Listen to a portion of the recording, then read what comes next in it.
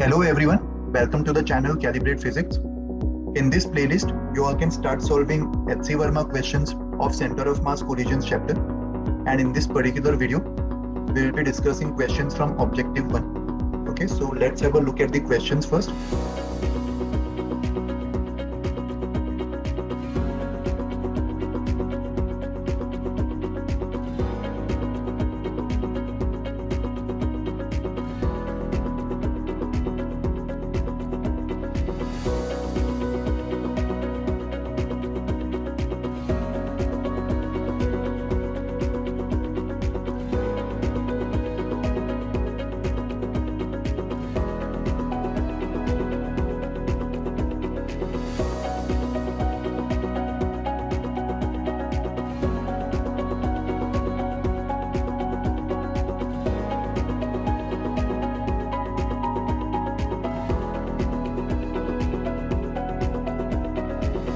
Verify your answers from this answer key.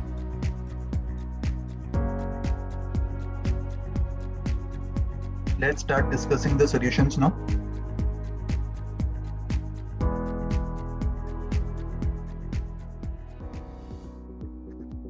Question number 1.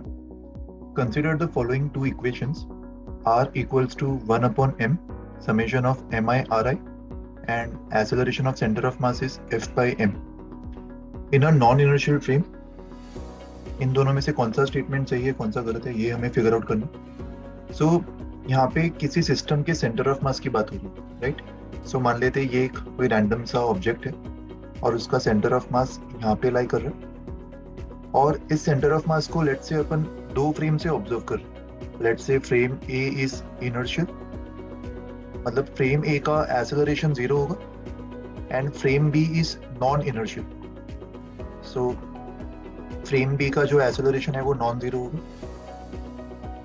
इन दोनों ही frame से जब इस ऑब्जेक्ट के सेंटर ऑफ मास को ऑब्जर्व किया जाएगा तो सेंटर ऑफ मास का जो पोजीशन है वो इन दोनों ही फ्रेम्स को सेम दिखाई देगा। सेंटर ऑफ मास इसी location let's say point P पे दिखाई देगा, और इसको अगर मैं सिस्टम का ओरिजिन मान रहा हूं तो उसका जो पोजीशन वेक्टर आर होगा वो दोनों ही फ्रेम्स को सेम दिखाई देगा, राइट।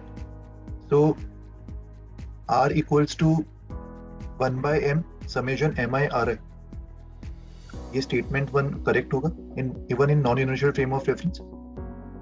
लेकिन अभी non inertial frame of reference पे अगर मैं इस ऑब्जेक्ट का फ्री बॉडी डायग्राम बनाता हूँ तो रेगुलर फोर्सेस के अलावा यहाँ पे रेगुलर फोर्सेस को कैपिटल F माना जा रहा है। इनर्शियल फ्रेम से अगर इसको ऑब्जर्व किया जाता है तो सेंटर ऑफ मास का जो एक्सेलरेशन है उसको फाइंड करने के लिए फोर्स इक्वेशन क्या होगा, F equals to mass into ACOM। किसी भी सिस्टम पे अपन ये फोर्स इक्वेशन लिख सकते हैं, where F is the external force, m is the total mass of the system and ACOM is the acceleration of the center of mass of that system। पर अगर इसी सिस्टम को non inertial frame से observe किया जा रहा है, मान लेते हैं नॉन इनर्शियल फ्रेम का एक्सेलरेशन नीचे की तरफ है, तो इस फ्रेम से एक और सीडो फोर्स लग रहा होगा हमारे सिस्टम पे, और ये pseudo force exactly opposite to the acceleration of the frame होगा, और इसकी value mass of the system into acceleration of the frame इसके इक्वल होगी। तो नॉन इनर्शियल फ्रेम से जब ACOM हम कैलकुलेट करेंगे उसमें रेगुलर फोर्स F के साथ साथ ये सीडो फोर्स का भी हमें अकाउंट लेना पड़ेगा।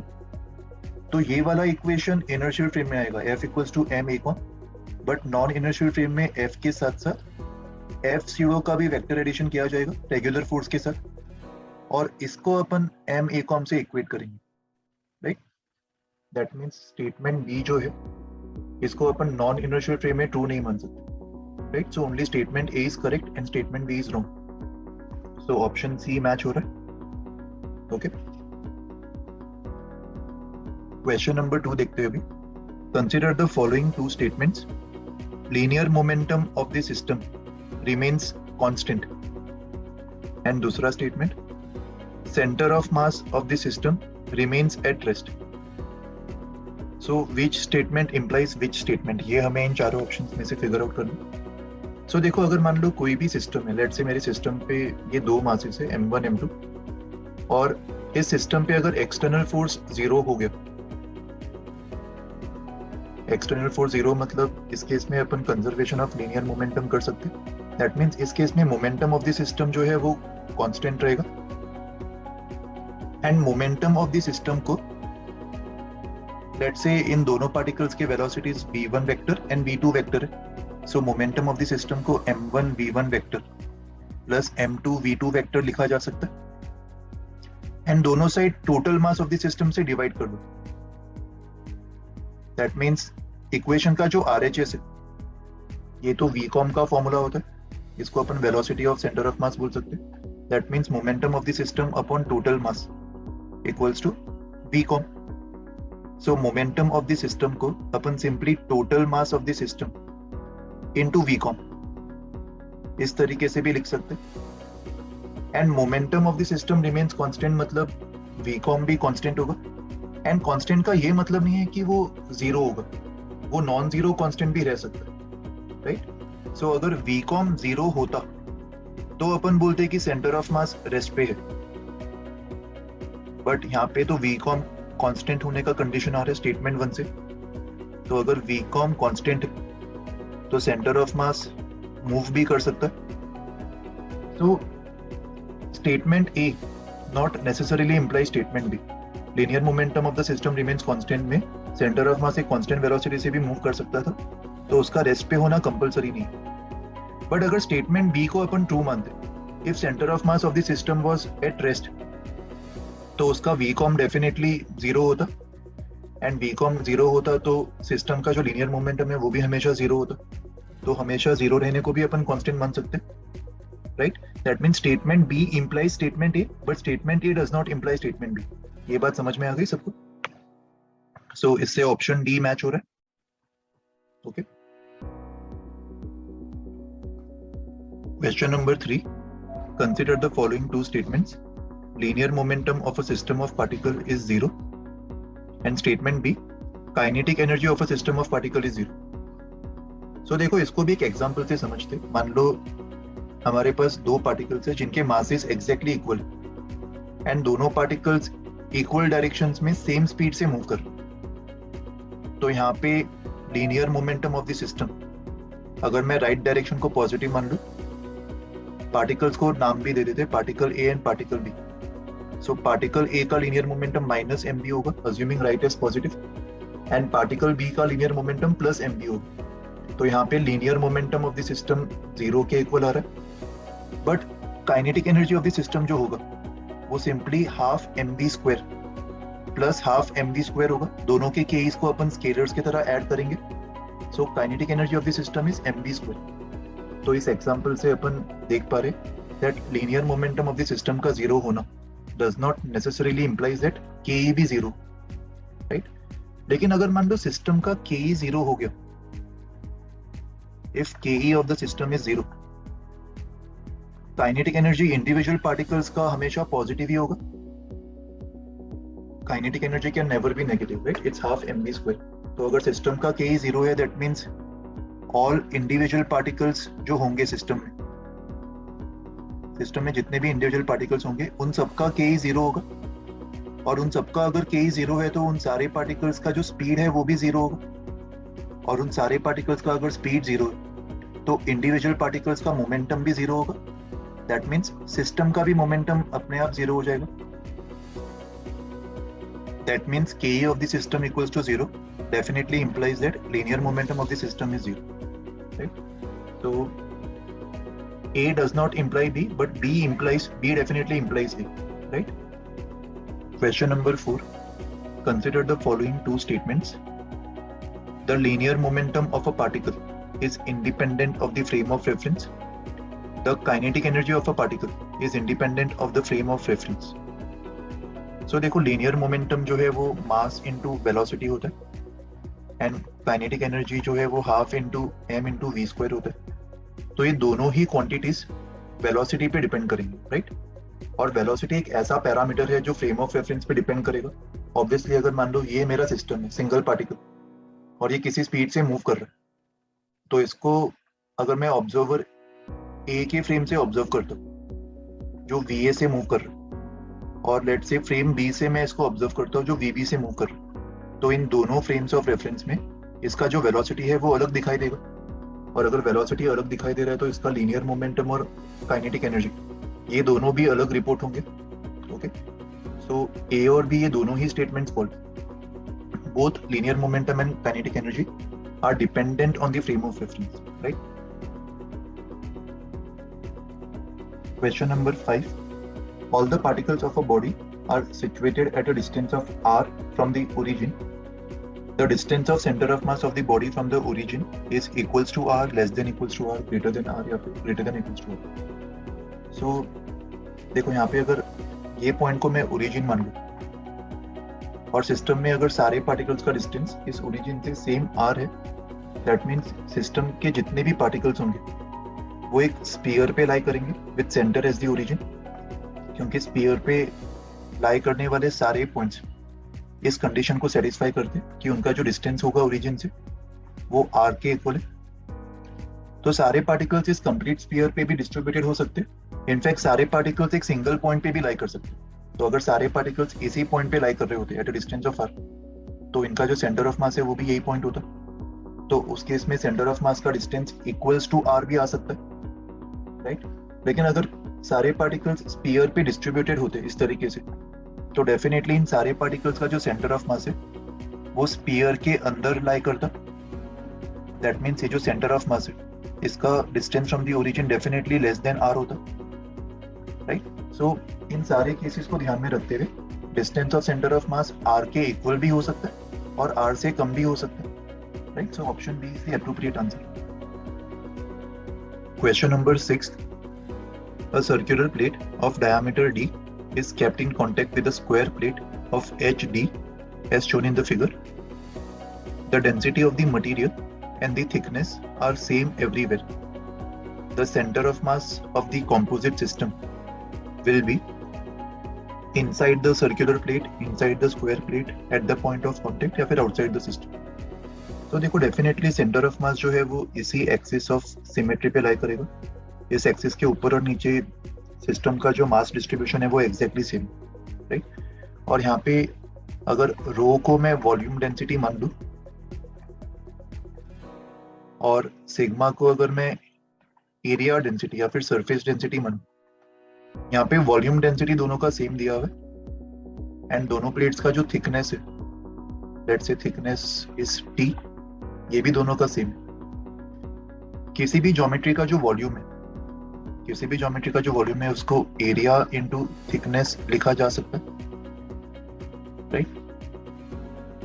दैट मींस अगर अपन सर्कुलर प्लेट की बात करते हैं, सर्कुलर प्लेट का जो मास होगा उसको आइदर मैं वॉल्यूम डेंसिटी इनटू उसका वॉल्यूम मतलब एरिया इनटू थिकनेस, और इसी मास को मैं एरिया डेंसिटी सिग्मा इनटू उसका एरिया इस तरीके से लिख सकता हूँ। वॉल्यूम डेंसिटी को करस्पॉन्डिंग वॉल्यूम से मल्टीप्लाई करेंगे तो मास मिलेगा, या फिर एरिया डेंसिटी और सरफेस डेंसिटी इसको करस्पॉन्डिंग एरिया से मल्टीप्लाई करने पर मास मिलेगा। तो यहाँ से हम देख पा रहे that volume density into thickness ये हमें एरिया डेंसिटी दे देगा। और इस केस में वॉल्यूम डेंसिटी एंड थिकनेस दोनों ही प्लेट्स का सेम है, तो दोनों ही प्लेट्स का अपन एरिया डेंसिटी या फिर सरफेस डेंसिटी सेम मान सकते, right? So sigma is same for both the plate, दोनों के लिए सेम सिग्मा अज्यूम कर लो। और लेट्स से सर्कल का जो सेंटर है इसको अपन ओरिजिन चूज कर लेते एंड राइट डायरेक्शन को positive x axis, okay, and circle को ज्योमेट्री 1 मान लेते एंड स्क्वायर को ज्योमेट्री 2। तो ज्योमेट्री 1 मतलब सर्कल का जो मास होगा that will be sigma into circle का एरिया, एंड सर्कल का डायमीटर a दिख रहा है तो उसका area pi a square by 4 होगा। एंड सर्कल का जो सेंटर ऑफ मास है वो उसी के सेंटर पे लाई करेगा, तो सर्कल के सेंटर ऑफ मास का x कोऑर्डिनेट 0 होगा, राइट? सिमिलरली स्क्वायर का सेंटर ऑफ मास स्क्वायर के सेंटर पे लाई करेगा और ये वाला डिस्टेंस a/2 एंड ये वाला डिस्टेंस भी a/2। दैट मीन्स स्क्वायर के सेंटर ऑफ मास का जो x कोऑर्डिनेट है वो a होगा एंड स्क्वायर का mass will be sigma into square का area which is a square. तो इन दोनों के सेंटर ऑफ मास का जो x कोऑर्डिनेट है उसको फाइंड करने के लिए m1x1 plus m2x2 upon m1 plus m2 ये फॉर्मूला अपन यूज कर सकते हैं। यहाँ पे x1 0 है तो m1 x1 कैंसिल हो जाएगा, वो 0 होगा। m2 मतलब सिग्मा a स्क्वायर, x2 मतलब a upon m1 plus m2 sigma pi a square by 4 plus sigma a square. तो सब जगह से sigma into a square cancel हो जाएगा एंड फाइनल रिजल्ट हमें क्या मिलेगा एक्सकॉम का, a अपॉन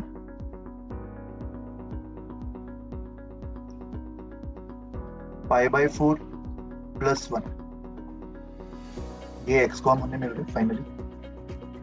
यहाँ से पाई बाई 4 बचेगा और यहाँ से 1 बचेगा। पाई की वैल्यू 3.14 होती है, दैट मीन्स पाई बाई 4 जो है वो 1 से छोटा होगा।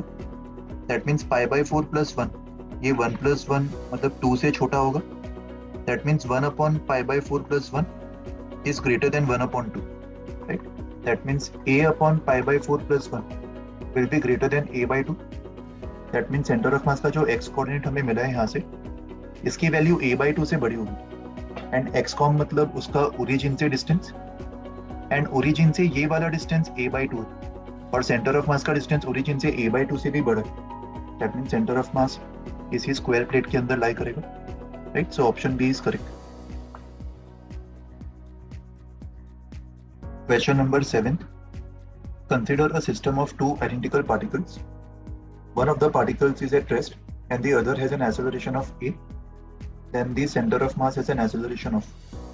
So देखो सेंटर ऑफ मास के एक्सेलरेशन का फॉर्मूला अपन यूज कर सकते हैं। a COM can be written as m1 a1 plus m2 a2 upon m1 plus m2। यहाँ पे m1 m2 दोनों सेम होंगे, दोनों को m मान लेते हैं। a1 वेक्टर का मैग्नीट्यूड 0 और a2 वेक्टर a के इक्वल दिया हुआ, तो ये वैल्यूज डालने पर a कॉम की value m into vector a upon m plus m। So यहाँ से a com vector a upon 2 के इक्वल आ जाएगा, right. So option B is correct. Question number 8, internal forces can change. Option A linear momentum but not kinetic energy, option B kinetic energy but not linear momentum, option C both and option D neither. So हमें find करना है कि internal forces का effect किस पे आएगा, linear momentum या फिर काइनेटिक एनर्जी। सो देखो यहाँ पे अपन जब न्यूटन का सेकेंड लॉ डिफाइन करते हैं उसमें अपन बोलते हैं that external force on any system is rate of change of linear momentum of the system, right. तो अगर किसी सिस्टम पे एक्सटर्नल फोर्स 0 हो गया तो उसका मोमेंटम कांस्टेंट हो जाएगा और यहाँ पे इंटरनल फोर्सेस मैटर नहीं करेंगे। तो भले सिस्टम में इंटरनल फोर्सेस प्रेजेंट भी हो तो वो सिस्टम का लीनियर मोमेंटम चेंज नहीं कर पाएंगे।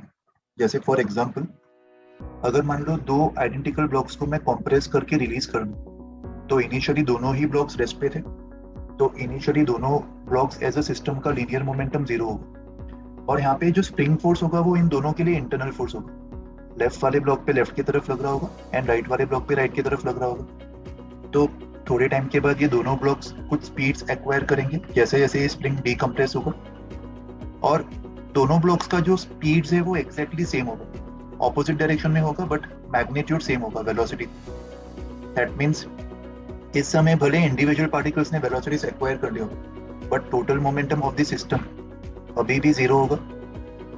तो इस एग्जांपल से भी अपन देख पा रहे कि अगर सिस्टम में इंटरनल फोर्सेस ऑपरेट भी करता है जैसे कि यहाँ पे स्प्रिंग फोर्स ऑपरेट कर रहा है तो सिस्टम का लीनियर मोमेंटम चेंज नहीं कर पाएगा। But what can be say about kinetic energy, system का काइनेटिक एनर्जी तो इनिशियली 0 था but because of this internal spring forces system का भी final kinetic energy half mv square plus half mv square हो गया। दैट मीन्स वो तो change हो गया ना। एंड काइनेटिक एनर्जी को मैथमेटिकली निकालने का तरीका क्या होगा, we can use work energy theorem.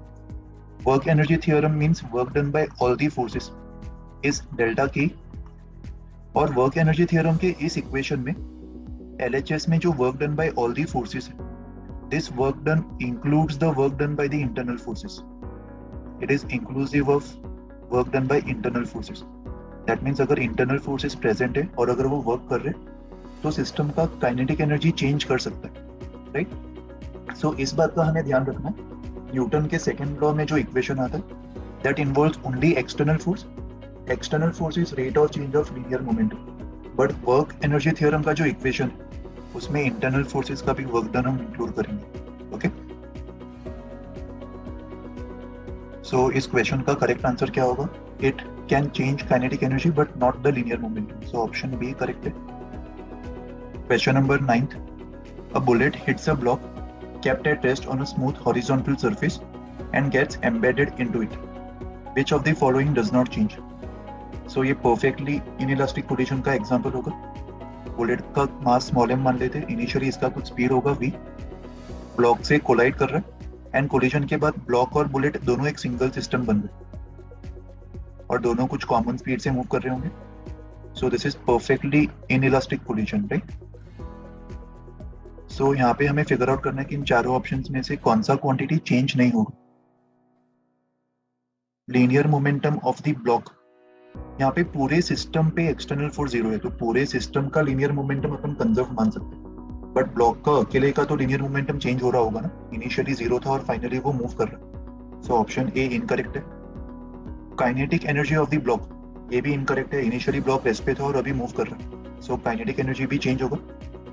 Gravitational potential energy of the block, यहाँ पे सवाल में क्लियरली दिया हुआ है कि सिस्टम जो है वो एक स्मूथ हॉरिजॉन्टल सरफेस पे, that means block horizontally move कर रहा होगा और ब्लॉक अगर हॉरिजॉन्टली मूव कर रहा है तो इसके ग्रेविटेशनल पोटेंशियल एनर्जी में कोई भी चेंज नहीं आएगा, right? So option C correct है। टेम्परेचर ऑफ द ब्लॉक, यहाँ पे सिस्टम का जो के है काइनेटिक एनर्जी, इसमें कुछ तो लॉस होगा क्योंकि परफेक्टली इनइलास्टिक कोलिजन है और सिस्टम के में जो भी लॉस होगा उसका कुछ पार्ट सिस्टम के डिफॉर्मेशन पोटेंशियल एनर्जी में चला जाएगा एंड कुछ पार्ट हीट में भी लॉस हो जाएगा, और जो हीट में जा रहा है इस हीट के वजह से ब्लॉक का जो टेम्परेचर है वो इंक्रीज भी हो सकता है। So temperature of the block can change, right? So इसका करेक्ट आंसर सिर्फ ऑप्शन सी होगा, right? Question number 10, a uniform sphere is placed on a smooth horizontal surface and a horizontal force F is applied on it at a distance of h above the surface. Okay, so let's say ये एक spear है और spear को smooth surface पे रखा हुआ है, ये इंपॉर्टेंट स्टेटमेंट है। ग्राउंड इज फ्रिक्शनलेस और ये सरफेस मान लेते, सरफेस से h डिस्टेंस ऊपर, यहाँ पे कहीं तो F फोर्स अप्लाई किया जा रहा है, स्पीयर का मास m मान लेते और क्योंकि स्मूथ सरफेस है इसलिए फ्रिक्शन भी नहीं लग रहा होगा, right? The acceleration of the centre is maximum when h is 0, h is r, h is 2r independent of h.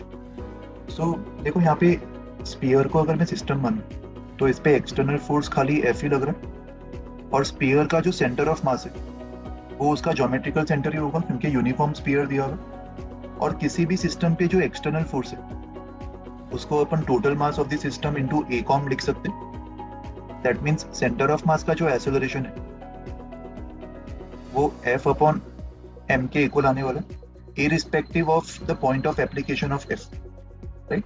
तो सेंटर ऑफ मास के एक्सेलरेशन के कैलकुलेशन में ये बात मैटर नहीं करेगी कि F को कहाँ पे अप्लाई किया जा रहा है, सो ऑप्शन डी करेक्ट होगा।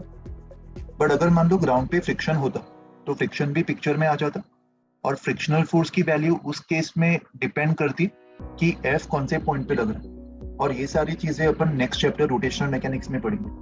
ओके, बट स्मूथ सरफेस के केस में खाली सिंगल F फोर्स लग रहा होगा एज एक्सटर्नल फोर्स, तो उस केस में तो there is no confusion, force equation से अपन प्रूव कर सकते हैं कि हर सिचुएशन में a COM F by m ही होगा, same, right?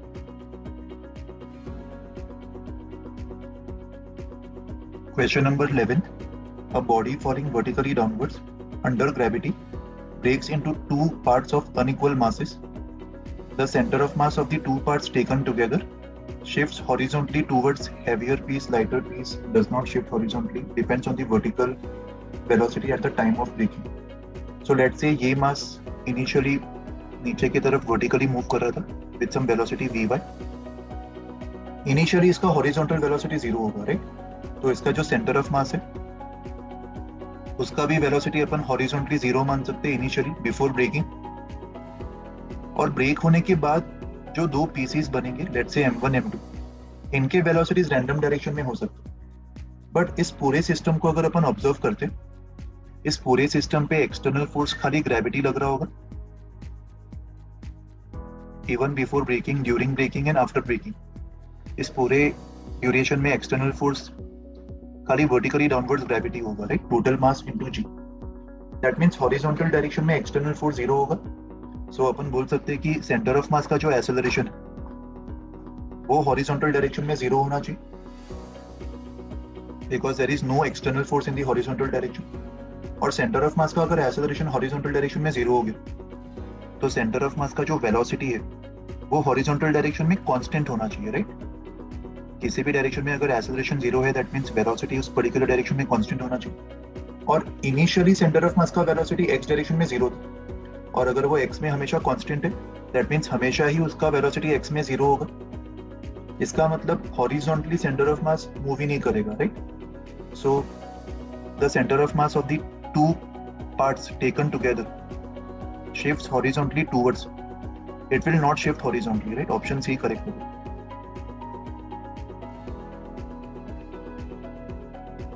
Question number 12. A ball kept in a closed box moves in the box making collisions with the walls. The box is kept on a smooth surface. The velocity of the center of mass of the box remains constant, of the box plus the ball remains constant, of the ball remains constant, or option D, of the ball relative to the box remains constant.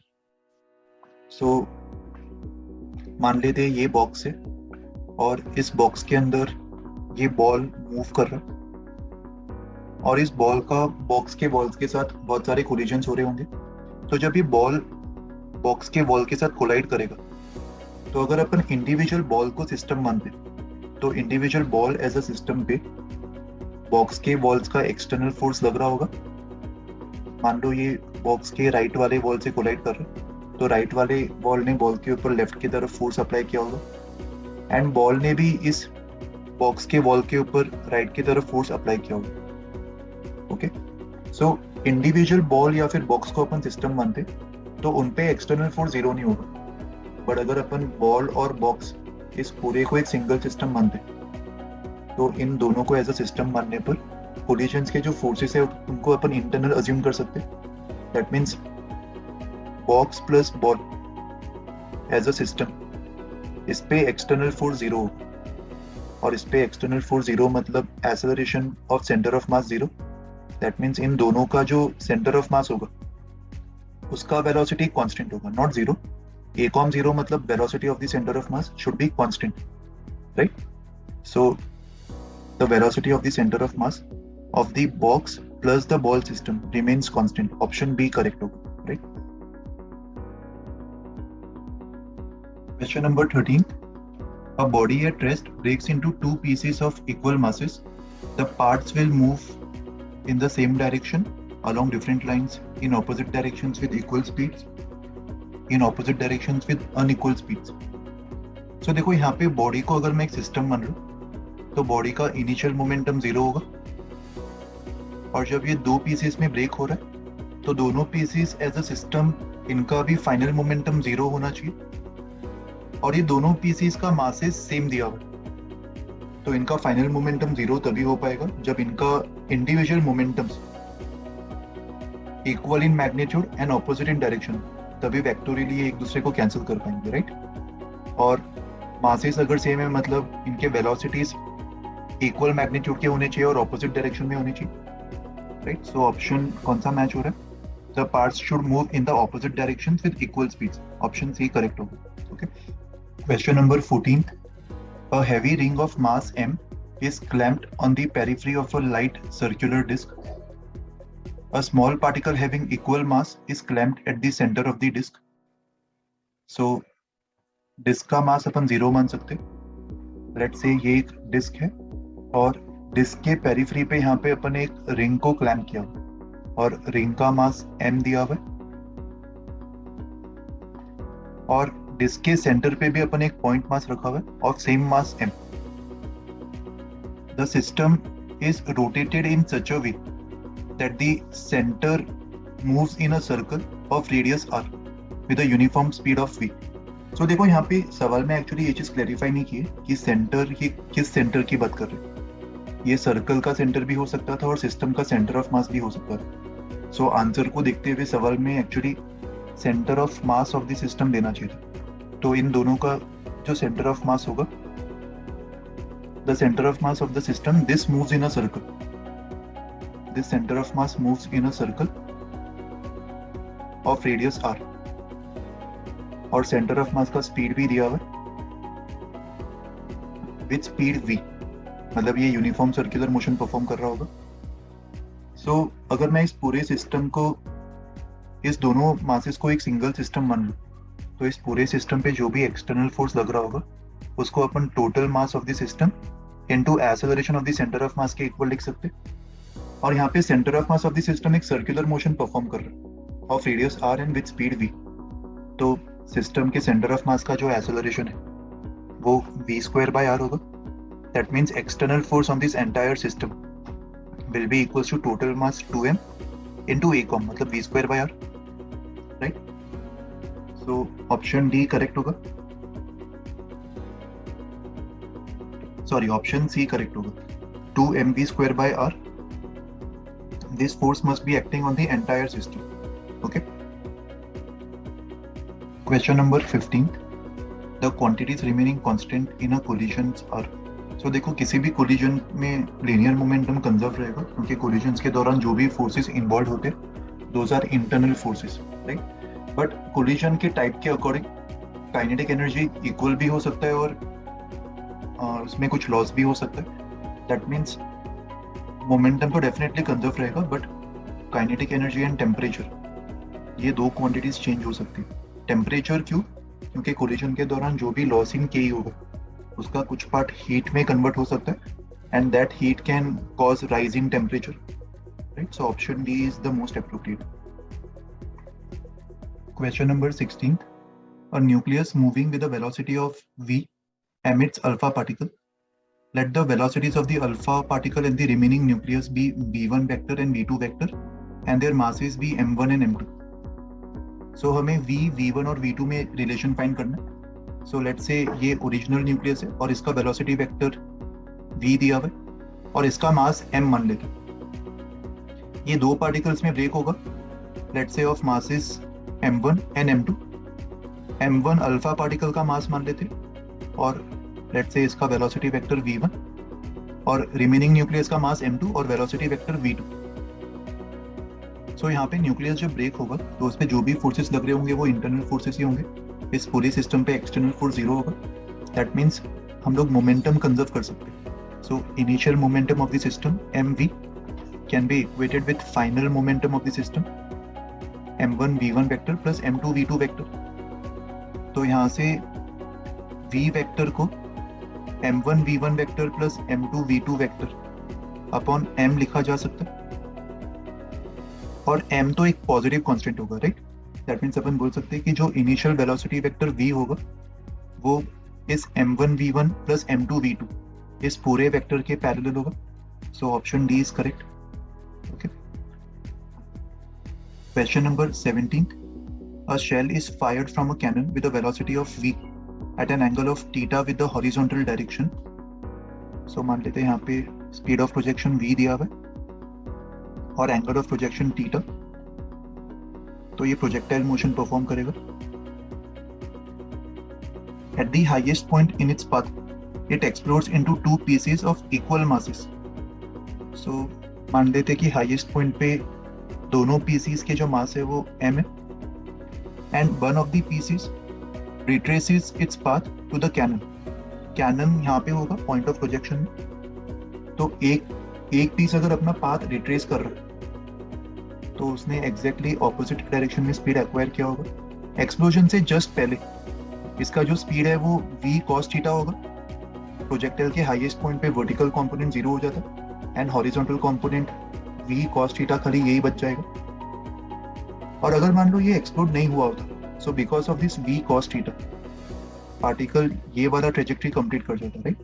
क्योंकि ये v cos theta से right में move कर रहा है। But अभी एक piece जो है वो रिवर्स डायरेक्शन में अपने पाथ को रिट्रेस कर रहा है और रिवर्स डायरेक्शन में अपने पाथ को एग्जैक्टली रिट्रेस करना तभी पॉसिबल होगा जब एक्सप्लोजन के बाद वो exactly same v cos theta opposite direction में एक्वायर कर ले दैट मीन्स एक पार्टिकल का वेलोसिटी आफ्टर एक्सप्लोजन अपन v cos थीटा लेफ्ट की तरफ मान सकते हैं। बिफोर एक्सप्लोजन इस पूरे शेल का जो मास है वो अपन 2m मान सकते हैं, राइट। और उसका जो वेलोसिटी है वो v cos थीटा राइट की तरफ है। तो जो दूसरा टुकड़ा होगा, सेकेंड पीस, एक्सप्लोजन के जस्ट बाद इसका स्पीड क्या होगा ये हमें फाइंड करना है, राइट। सो यहाँ पे just before explosion and just after explosion अपन शेल का लीनियर मोमेंटम कंजर्व कर सकते हैं, क्योंकि एक्सप्लोजन के दौरान जो फोर्सेस लग रहे होंगे उनका मैग्नीट्यूड बहुत ही ज्यादा होगा। और ऑल्दो यहाँ पे एक्सटर्नल फोर्स ग्रेविटी लग रहा होगा शेल के ऊपर 2mg, but just before and just after explosion इन दोनों टाइम इंस्टेंट्स के बीच में जो इंटरवल होगा वो बहुत ही कम होगा, और इतने कम इंटरवल ऑफ टाइम में ग्रेविटी ने ज्यादा कुछ मोमेंटम चेंज नहीं किया होगा पूरे सिस्टम पर, राइट। ऑल्सो एक्सप्लोजन के दौरान क्योंकि फोर्सेस का मैग्नीट्यूड बहुत ही ज्यादा होगा, तो उन फोर्सेस के कंपैरिजन में इस ग्रेविटेशनल फोर्स को नेग्लेक्ट किया जा सकता है। So just before explosion 2m into v cos theta, ये पूरे शेल का मोमेंटम होगा टूवर्ड्स राइट। यहाँ पे राइट को पॉजिटिव मान लेते हैं तो लेफ्ट नेगेटिव होगा। सो आफ्टर एक्सप्लोजन पीस 1 का जो मोमेंटम है वो माइनस mv cos थीटा होगा, क्योंकि लेफ्ट की तरफ है इसलिए माइनस। एंड जो सेकेंड पीस है उसका momentum plus mv dash. v dash हमें फाइंड करना है, तो यहाँ से v डैश की वैल्यू 3v cos थीटा के इक्वल आ जाएगी, राइट।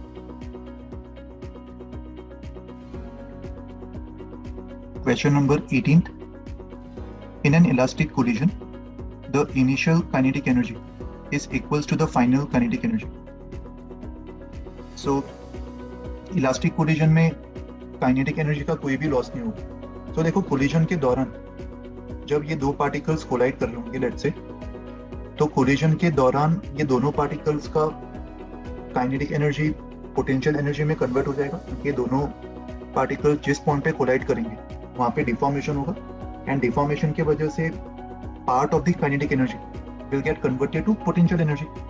और जब ये वापस कोलाइड होके दूर जाएंगे तो वो पोटेंशियल एनर्जी वापस काइनेटिक एनर्जी में रिकन्वर्ट हो जाएगा। परफेक्टली इलास्टिक कोलिजन में ये पूरा पोटेंशियल एनर्जी वापस रिकन्वर्ट हो जाता है। और अगर परफेक्टली इनइलास्टिक हुआ या फिर पार्शियली इनइलास्टिक हुआ तो कुछ पोर्शन वो परमानेंट डिफॉर्मेशंस में रह जाते हैं, तो उस केस में जो फाइनल काइनेटिक एनर्जी है वो कम हो जाती है फॉर पार्शियल इनइलास्टिक और कंप्लीटली इनइलास्टिक। बट इलास्टिक में अपन before collision and after collision kinetic energies को इक्वल मान सकते हैं। So option A is correct, right. बाकी के ऑप्शंस भी देख लेते हैं। The final kinetic energy is less than the initial kinetic energy. ये पार्शियल इनइलास्टिक या फिर कंप्लीट इनइलास्टिक के केस में होगा, right. So option B elastic के केस में गलत होगा। Option see the kinetic energy remains constant. ये स्टेटमेंट का मतलब है कि कोलिजन के दौरान भी वो कांस्टेंट रहा होगा, बट कोलिजन के दौरान तो कुछ पार्शियल काइनेटिक एनर्जी पोटेंशियल में कन्वर्ट हो रहा है और वो पोटेंशियल वापस रिकन्वर्ट हो रहा है, राइट। सो पूरे ड्यूरेशन के लिए के कांस्टेंट नहीं होगा। सो ऑप्शन सी भी इनकरेक्ट है।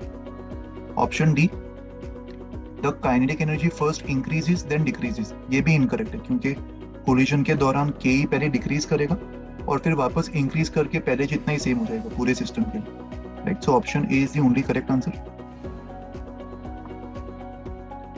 Question number 19. In an inelastic collision, the initial kinetic energy is equals to the final. Inelastic में जो final के है वो less होगा, right? So option D is correct. Okay. So guys, this completes our discussion of all the questions from this video. Keep up the hard work and continue solving many such questions from other videos of this channel as well. You all can also subscribe to the channel Calibrate Physics and click on the bell icon to get regular updates of many such videos in the future. So guys, thank you for watching this video and do take very good care of yourselves.